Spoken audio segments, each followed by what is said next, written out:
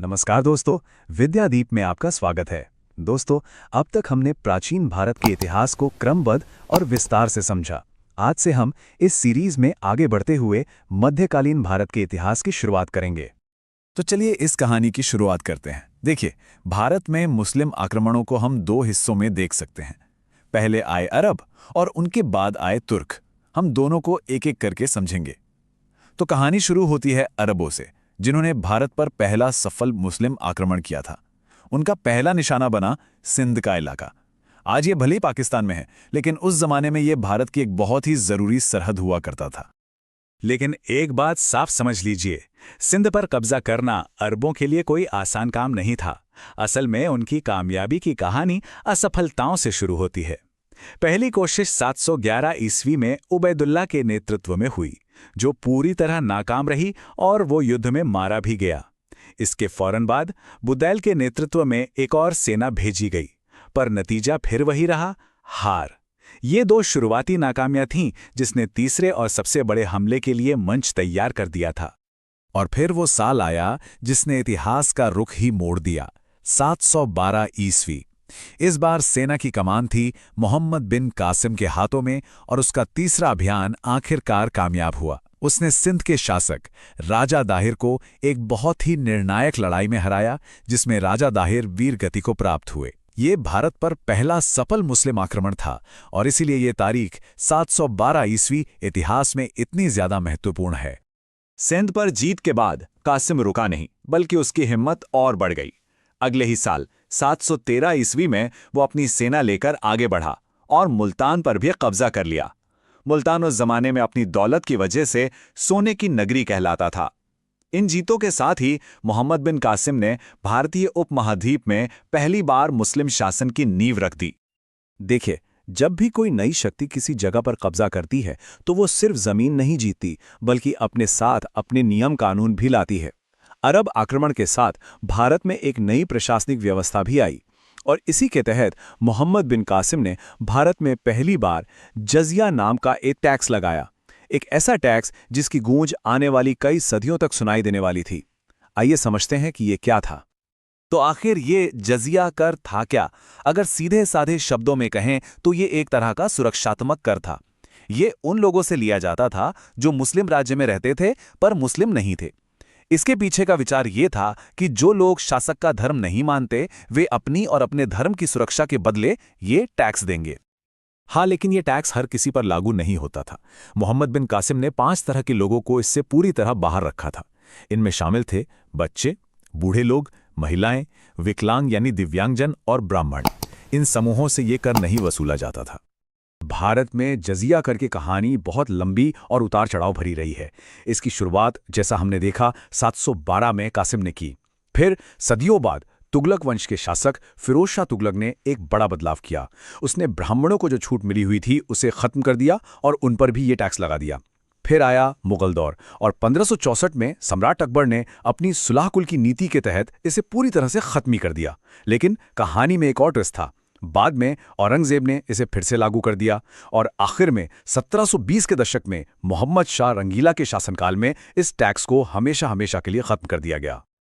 अरबों ने भारत में आने का रास्ता तो खोल दिया था, पर उनके बाद एक और ज्यादा ताकतवर और खतरनाक लहर आने वाली थी, और वो थे तुर्क। ये मध्य एशिया के वो लड़ाके थे जो चीन के उत्तर पश्चिमी सीमाओं के पास रहते थे। वे खानाबदोश थे और लड़ने में बेहद माहिर थे। उनका उदय भारतीय उपमहाद्वीप के लिए एक नए और कहीं ज्यादा बड़े खतरे की घंटी थी। इस नई तुर्की शक्ति के उदय की कहानी शुरू होती है 962 ईस्वी से। अलप्तगीन नाम के एक तुर्क सरदार ने एक नए साम्राज्य की नींव रखी, जिसे हम गजनवी साम्राज्य के नाम से जानते हैं। क्योंकि इसकी राजधानी गजनी शहर थी, इसीलिए इसका नाम गजनवी साम्राज्य पड़ा। इसे यामिनी साम्राज्य भी कहा जाता है। अलप्तगीन के बाद उसका सबसे काबिल गुलाम और दामाद सुबुक्तगीन गद्दी पर बैठा और इसी के साथ भारत पर तुर्की आक्रमणों का एक लंबा सिलसिला शुरू हुआ। ये बात याद रखना बहुत जरूरी है कि भारत पर हमला करने वाला पहला तुर्की आक्रमणकारी सुबुक्तगीन ही था। उसने 986 ईस्वी में पंजाब पर हमला किया और वहां के शासक राजा जयपाल को हरा दिया। ये भारत के लिए एक नए और मुश्किल दौर की शुरुआत थी। सुबुक्तगीन की मौत के बाद गद्दी के लिए उसके दो बेटों महमूद और इस्माइल में लड़ाई छिड़ गई। इस लड़ाई में जीत हुई महमूद की, वही महमूद जिसे इतिहास महमूद गजनी के नाम से जानता है। 998 ईस्वी में गद्दी पर बैठते ही उसकी नजरें हिंदुस्तान की बेहिसाब दौलत पर गड़ गईं। 17 ये सिर्फ एक नंबर नहीं है, ये महमूद गजनी के भारत पर किए गए हमलों की कहानी है। जरा सोचिए, साल 1000 से 1027 के बीच, यानी सिर्फ 27 सालों के अंदर उसने भारत पर 17 बार हमला किया। और यहाँ एक बात बिल्कुल साफ समझनी होगी, उसका मकसद भारत पर राज करना बिल्कुल नहीं था। उसका सिर्फ और सिर्फ एक ही मकसद था, यहाँ के मंदिरों और शहरों की दौलत को लूटना और अपने शहर गजनी को अमीर बनाना। उसके 17 आक्रमणों की लिस्ट तो काफी लंबी है, लेकिन कुछ हमले खास तौर पर बहुत विनाशकारी थे। 1001 में उसने पंजाब के राजा जयपाल को हराया। फिर कुछ साल बाद 1008-9 में जयपाल के बेटे आनंदपाल को भी हराया। 1018-19 में उसकी सेना ने कन्नौज को बुरी तरह रौंद डाला। ये एक के बाद एक हमलों का सिलसिला था, लेकिन उसका सबसे बदनाम हमला तो अभी बाकी था। साल था 1025। ये वो साल था जब महमूद गजनी ने अपना 16वां और सबसे कुख्यात हमला किया। उसका निशाना था गुजरात का विश्व प्रसिद्ध सोमनाथ मंदिर। उस वक्त वहां के शासक भीमदेव प्रथम थे। गजनी ने मंदिर को पूरी तरह से तहस-नहस कर दिया और वहां सदियों से जमा बेशुमार दौलत लूट ली। कहा जाता है कि इस खजाने को ले जाने के लिए सैकड़ों ऊंटों का इस्तेमाल किया गया था। लेकिन जब वो ये सारा माल लेकर लौट रहा था तो रास्ते में जाटों ने उसकी सेना पर हमला कर दिया और कुछ दौलत छीन ली। उस वक्त गजनी जाटों से उलझा नहीं और सीधा गजनी लौट गया, लेकिन वो इस हमले को भूला नहीं था। 2 साल बाद 1027 में वो अपना 17वां और आखिरी हमला करने के लिए लौटा, और ये हमला सिर्फ और सिर्फ उन्हीं जाटों को सबक सिखाने के लिए था। यह उसका भारत पर आखिरी अभियान साबित हुआ। इसके 3 साल बाद 1030 ईस्वी में महमूद गजनी की मौत हो गई। ये बड़ी अजीब बात है कि एक तरफ तो महमूद गजनी एक लुटेरा था, पर वहीं दूसरी तरफ वो कला और साहित्य को पसंद भी करता था। उसके दरबार में उस दौर के कुछ सबसे बड़े विद्वान रहते थे, जैसे कि फिरदौसी, जिन्होंने शाहनामा जैसा मशहूर महाकाव्य लिखा, अल-बिरूनी, जिनकी किताब किताबुल हिंद आज भी भारत को समझने के लिए एक खजाना मानी जाती है, और उतबी, जिन्होंने किताबुल यामिनी लिखी। ये विद्वान और इनकी किताबें इतिहास को जानने के लिए बहुत जरूरी हैं। महमूद गजनी की मौत के बाद भारत को लगभग 150 साल की राहत मिली। इस बीच कोई बड़ा तुर्की हमला नहीं हुआ, लेकिन ये शांति ज्यादा दिन टिकने वाली नहीं थी। 12वीं सदी के बीच में गौर वंश नाम की एक नई शक्ति उभरी, और इसी वंश से आया शहाबुद्दीन मोहम्मद गोरी। और यहाँ ये समझना सबसे जरूरी है कि गोरी का मकसद गजनी से बिल्कुल अलग था। वो दौलत लूटकर वापस जाने के लिए नहीं आया था, वो भारत में एक स्थायी मुस्लिम साम्राज्य की नींव रखने के इरादे से आया था। मोहम्मद घोरी ने अपना पहला हमला 1175 में मुल्तान पर किया, और वो जीत भी गया, लेकिन उसकी हर कोशिश कामयाब नहीं हुई।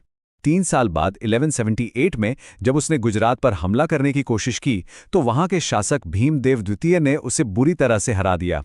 ये भारत में उसकी पहली बड़ी हार थी। और अब हम पहुंचते हैं भारतीय इतिहास के एक ऐसे मोड़ पर जिसने सब कुछ बदल कर रख दिया। तराइन का युद्ध। साल 1191, तराइन का पहला युद्ध। एक तरफ था मोहम्मद गोरी और दूसरी तरफ थे दिल्ली और अजमेर के महान शासक पृथ्वीराज चौहान। इस लड़ाई में पृथ्वीराज चौहान ने गोरी को बुरी तरह हराया।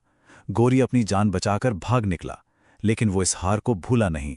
उसने 1 साल तक अपनी सेना को फिर से तैयार किया, अपनी गलतियों से सीखा, और ठीक अगले साल 1192 में वो उसी मैदान में दोबारा आ खड़ा हुआ। तराइन के दूसरे युद्ध में इस बार पासा पलट चुका था। गोरी ने बेहतर रणनीति से पृथ्वीराज चौहान को हरा दिया और उन्हें बंदी बना लिया। ये सिर्फ एक युद्ध की हार जीत नहीं थी, ये भारत में तुर्की शासन की स्थापना का एक मील का पत्थर था। तराइन की जीत से गोरी का हौसला आसमान पर था। अब उसने उत्तरी भारत में अपनी पकड़ और मजबूत करने के लिए कन्नौज की तरफ देखा। 2 साल बाद 1194 में चंदावर के युद्ध में उसने कन्नौज के शक्तिशाली राजा जयचंद को भी हरा दिया। इस जीत के साथ उत्तरी भारत का एक और बड़ा राजपूत किला उसके कदमों में था।